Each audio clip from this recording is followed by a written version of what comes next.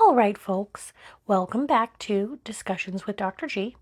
I'm Dr. G, your guide to making sense of drug chaos before it makes sense of you. Today, we're talking about how meds wiggle their way through the body and mess with those little things called receptors, aka pharmacokinetics and pharmacodynamics. This stuff is foundational. You can't build a solid gingerbread house unless you nail the base. It's just like that, except no frosting is involved, sadly. So, real quick, pharmacokinetics is just a fancy four-step process. ADME. Absorption, distribution, metabolism, excretion. Pop a pill. Where does it go? How much of it actually gets to where you need it? That is bioavailability. And you'd think oral meds would make life easy. But no. Did you eat a high-fat meal? Forget about fast absorption. You could be waiting hours. Learn that the awkward way.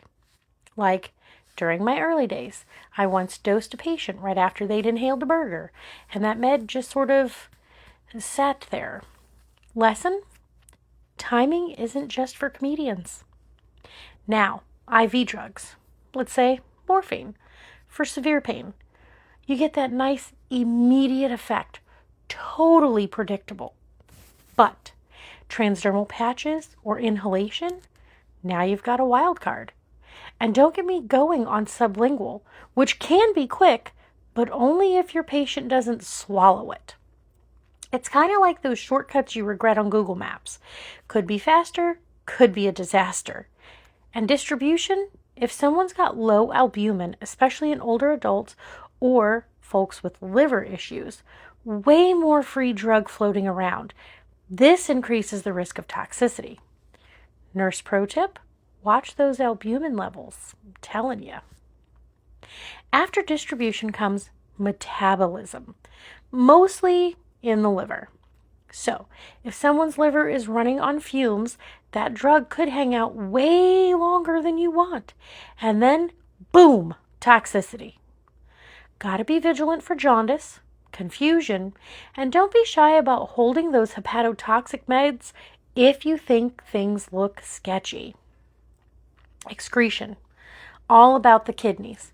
Watch the creatinine, the GFR, that kind of thing. If the kidneys aren't up for the job, drug levels can climb. It's a balancing act, a risky, sometimes slightly ridiculous dance. Then there's pharmacodynamics, how that drug actually does its thing. Is it an agonist, firing up the receptor like an excited toddler? Or an antagonist, shutting it down like the world's crankiest bouncer?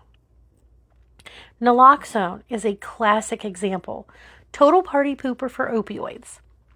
And then there are partial agonists, which do a little but never quite commit. We also have to think about tolerance, using more drug to get the same effect. And then, of course, withdrawal, which is everyone's least favorite roller coaster. So we're juggling all these balls for every patient every day.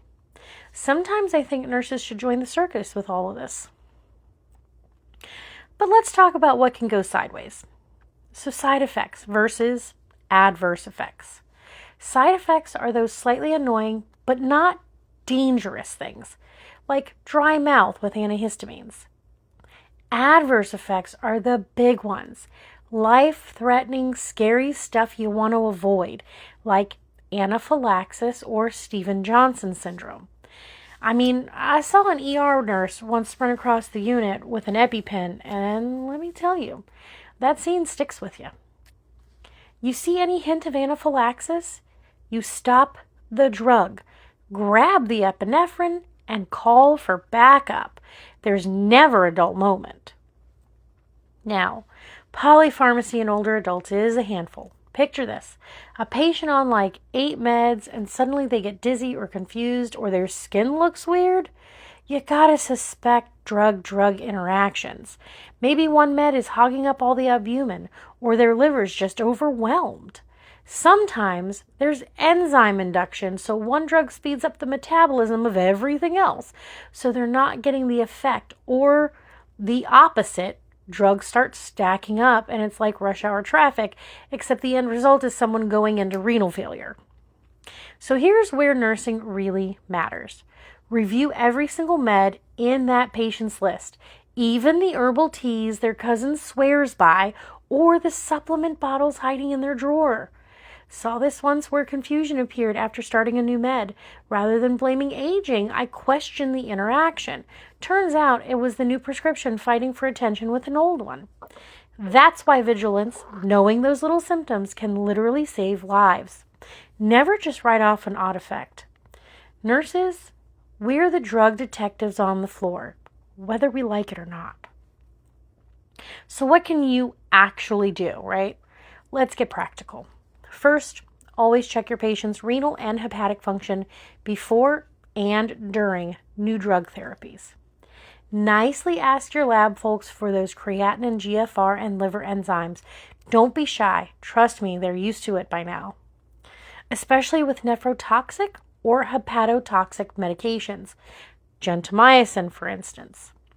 I remember monitoring peak and trough levels for that one, and it felt like I was running a relay race between them and the lab. One time I got caught in a trough value way in the toxic range, called the provider, and yeah, we stopped the drug before things got ugly. High five, right? For patient teaching, break it down, and here comes my age. Barney style. The purple dinosaur with the green polka dots? He was a toddler icon. Anyway, let them know the signs of toxicity. A yellow tinge to the skin isn't a new fashion statement. It's jaundice. If they're confused, sleeping too much, or just feeling off, you want that family calling, not writing it in next year's Christmas card. Teach them to actually finish their antibiotics. Raising a whole generation of superbugs is not the kind of legacy anybody wants. And not to get mushy, but the nurse-patient bond, kind of magic. I had this one patient start a new med and sure enough developed jaundice, right? Their family was worried, and honestly, so was I. So I pressed pause, got the team involved, and pushed for discontinuation. You gotta advocate fiercely because sometimes you're the only one connecting the dots. All right, time to wrap up. If you remember nothing else, pharmacokinetics is how the drug gets around. Pharmacodynamics is what the drug does when it gets there. And nurses, we're the ones making sure nothing explodes along the way. Pay attention to interactions, check those labs, teach proactively. Next time, we'll dig even deeper into the mysteries of medication safety. Thanks for tuning in with me, Dr. G. See you next time, and please don't overdose on caffeine between now and then.